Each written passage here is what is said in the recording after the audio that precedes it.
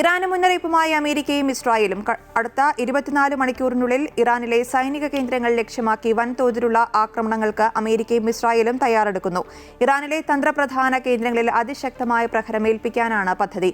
ഇതിന്റെ ഭാഗമായി ടെഹ്റാനിലെ ചില ജനവാസ മേഖലകളിൽ നിന്നും താമസക്കാരോട് ഉടൻ ഒഴിഞ്ഞു പോകണമെന്ന് ഇസ്രായേൽ സൈന്യം കർശന നിർദ്ദേശം നൽകിയിട്ടുണ്ട്. അതേസമയം സൗദിയിലെ റിയാദിൽ അമേരിക്കൻ എംബസിക്ക് നേരെ ഡ്രോൺ ആക്രമണം, ആർക്കും പരിക്കില്ല. അടച്ച ഹോർമൂസ് കടലിടുക്ക് കടക്കാൻ ശ്രമിച്ചാൽ ആക്രമിക്കുമെന്ന് ഇറാൻ മുന്നറിയിപ്പ് നൽകിയിട്ടുണ്ട്. ബിനീഷ് കൊട്ടാരത്തിൽ ചേരുന്നുണ്ട് വിശദാംശങ്ങളുമായി. ബിനീഷ്, ഇറാന് ശക്തമായ മുന്നറിയിപ്പാണ് അമേരിക്കയും ഇസ്രായേലും നൽകുന്നത്. അടുത്ത 24 മണിക്കൂറിനുള്ളിൽ ഇറാനിലെ സൈനിക കേന്ദ്രങ്ങൾക്കു നേരെ വൻതോതിലുള്ള ആക്രമണങ്ങൾ ഉണ്ടാകുമെന്നാണ് മുന്നറിയിപ്പ്. ഇറാനിലെ തന്ത്രപ്രധാന കേന്ദ്രങ്ങളിൽ അതിശക്തമായ പ്രഹരമേൽപ്പിക്കാനാണ് അമേരിക്കയുടെയും ഇസ്രായേലിന്റെയും പദ്ധതി.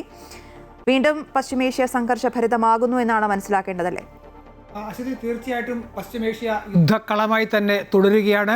അതിൻ്റെ കാഠിന്യം വരും മണിക്കൂറുകളിൽ കൂടും എന്നുള്ള ഒരു മുന്നറിയിപ്പാണ് ഇപ്പോൾ അമേരിക്കൻ പ്രസിഡന്റ് ഡൊണാൾഡ് ട്രംപ് തന്നെ നൽകുന്നത്. വരുന്ന 24 മണിക്കൂറിനുള്ളിൽ കൂടുതൽ ശക്തമായ ആക്രമണം ഉണ്ടാകും എന്നാണ് അമേരിക്ക മുന്നറിയിപ്പ് നൽകിയിരിക്കുന്നത്. മാത്രമല്ല, അമേരിക്കയുടെ അടുത്ത ലക്ഷ്യം ഇറാനിലെ സൈനിക താവളങ്ങളും സൈനിക കേന്ദ്രങ്ങളും അവരുടെ ആയുധ ശേഖരവും ഒക്കെ തന്നെ ആയിരിക്കുമെന്നുള്ള ഒരു മുന്നറിയിപ്പ് നൽകുന്നുണ്ട്. അതോടൊപ്പം തന്നെ ടെഹ്റാനിലും വലിയ ആക്രമണം തുടരും എന്ന മുന്നറിയിപ്പ് നൽകുന്നു. ടെഹ്റാനിൽ നിന്ന് ജനങ്ങൾ ഒഴിഞ്ഞു പോകണമെന്നുള്ള ഒരു ആവശ്യവും നൽകുന്നുണ്ട്. അങ്ങനെ ജനവാസ മേഖലയായ ടെഹ്റാനിലും അവരുടെ സൈനിക കേന്ദ്രങ്ങളിലേക്കുമെല്ലാം വരും മണിക്കൂറുകളിൽ, അടുത്ത 24 മണിക്കൂറിൽ അതിശക്തമായ ആക്രമണം നടത്തുമെന്നാണ് അമേരിക്കയുടെയും ഇസ്രയേലിൻ്റെയും മുന്നറിയിപ്പുള്ളത്. നിലവിൽ തന്നെ അതിശക്തമായ ആക്രമണം തന്നെയാണ് ഇറാന് മേൽ നടന്നുകൊണ്ടിരിക്കുന്നത്. നമുക്കറിയാം, അമേരിക്കയുടെ B-2B വിമാനം അടക്കം പറന്നെത്തിയാണ് ഇറാനെ ആക്രമിച്ചുകൊണ്ടിരിക്കുന്നത്. ആ ആക്രമണം കഴിഞ്ഞ 24 മണിക്കൂർ അമേരിക്ക ശക്തമാക്കുകയും ചെയ്തിരുന്നു. അപ്പോൾ ഇനിയും ശക്തമാക്കുമെന്ന് പറയുന്നത് കൊണ്ട് അതൊരു യുദ്ധക്കളമായി, ഒരു കുരുതിക്കളമായി മാറുമോ എന്നുള്ളതാണ് ഉറ്റുനോക്കുന്നത്. എന്തായാലും ഇറാൻ ഒരു കാരണവശാലും ഇക്കാര്യത്തിൽ ഒരു വിട്ടുവീഴ്ചയുമില്ല. തങ്ങൾ കീഴടങ്ങുന്ന ഒരു പ്രശ്നമേ ഉദിക്കുന്നില്ല എന്നുള്ള ശക്തമായ നിലപാടിലാണ്. ചെറിയ ആക്രമണങ്ങൾ, പ്രത്യാക്രമണങ്ങൾ മാത്രമാണ് ഇപ്പോൾ ഇറാൻ്റെ ഭാഗത്തു നിന്നും ഉണ്ടായിരിക്കുന്നത്.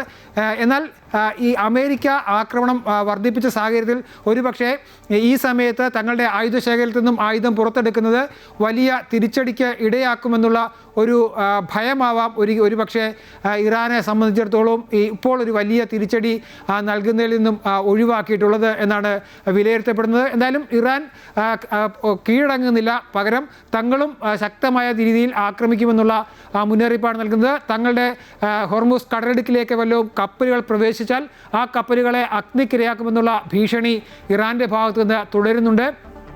ഒപ്പം തന്നെ ഡ്രോൺ ആക്രമണവും നേരിയ തോതിൽ ഇറാൻ നടത്തുന്നുണ്ട്. എന്നാൽ മിസൈൽ ആക്രമണങ്ങൾ ഇപ്പോൾ ഇറാൻ ഏതാണ്ട് നിർത്തിവെച്ച ഒരു സാഹചര്യമാണുള്ളത്.